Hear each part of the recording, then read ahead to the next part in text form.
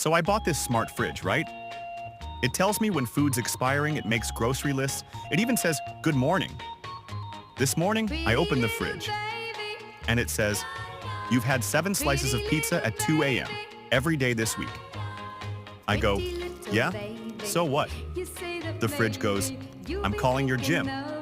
And the gym calls me. Then my fridge locks itself and says, "Salads only, Dave." I try to unplug it.